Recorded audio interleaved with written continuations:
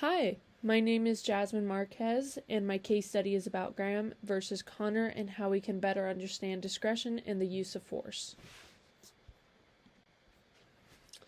Graham versus Connor, background and contextual information. Graham was a young man who was diabetic and asked his friend Barry to drive him to a grocery store so that he could purchase orange juice because he was having an insulin reaction. Once Graham walked into the store, he realized that the line was very long, so he ended up rushing back outside and asked Barry to drive him to a friend's house instead. A city police officer named Connor became suspicious of Graham after seeing him go in and out of the store so quickly, so he began to follow Barry's car. Connor then pulled them over and told them to wait until he could figure out what happened at the grocery store. Backup police officers arrived and ended up handcuffing Graham, ignoring the statement made to explain themselves and treat his insulin reaction. Graham suffered multiple injuries during the arrest and was released immediately once Connor figured out that nothing had occurred at the grocery store.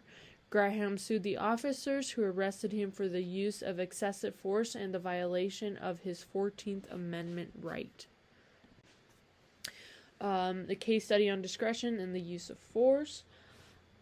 Police have the right to use force when they are required to subdue a person who is suspected of a crime. They only have the right to use lethal forms of force if the suspect possesses a threat to others or the officer. This force is allowed by the Supreme Court if it is reasonable in interactions with the public depending on the situation and circumstances. This leaves it up to the police officer's discretion while on duty. The book talks about how most of all use of forces causes are backed up by the law and policy. In 2005, there were thousands of fatal shootings with police involved, and only 54 of the police officers were charged.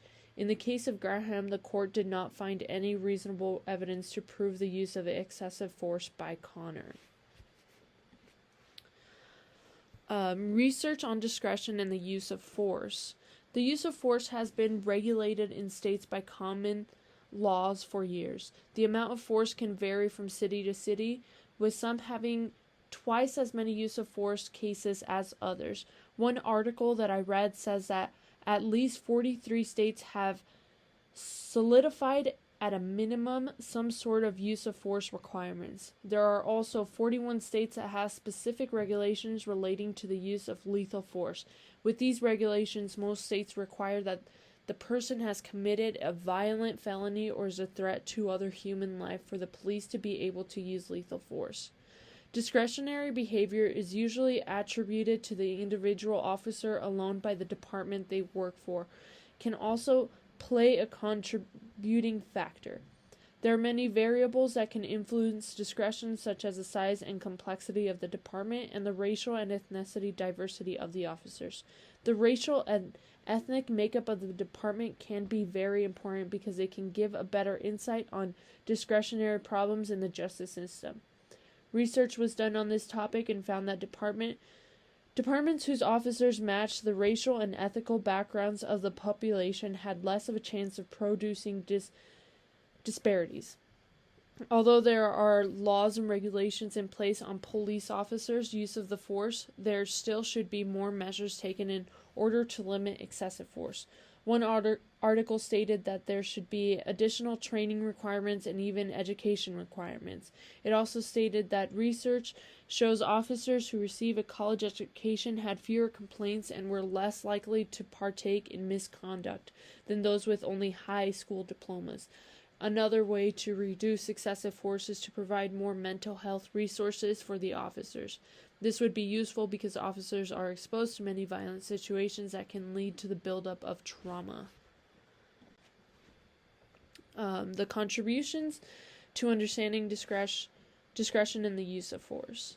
In the case of Graham, shows that even though police officer Connor arrested him under false assumption, the court system still backed Connor up. Officer Connor was acting with his discretion for the case and wanted to make sure that Graham did not steal anything from the store. Connor did not end up listening to Graham when he tried to explain his insulin reaction, which could be the cause of poor discretion. Police officers are offered qualified immunity to civil liability because the Supreme Court recently affirmed his protection for them. With this protection, officers do not often get charged for excessive violence, but could be fired of suspicious if they create a situation and do not de-escalate it. Because the law and policies back the police in the use of force cases, it can lead to less pressure on them to not use excessive force. A lot of the situations that officers are in cause fear, which can lead to rational decisions, lowering their discretion. There can also be encouragement from other officers in the department that can influence an officer. And updating department policies is a good start to fixing the excessive force problems. This should not be the only action taken, though. There should be increased training for officers as well as more mental health resources. Training should be done every week or month to keep officers aware of proper ways to handle situations in fields. And departments should also make sure they are focused on training de-escalating situations rather than using forces.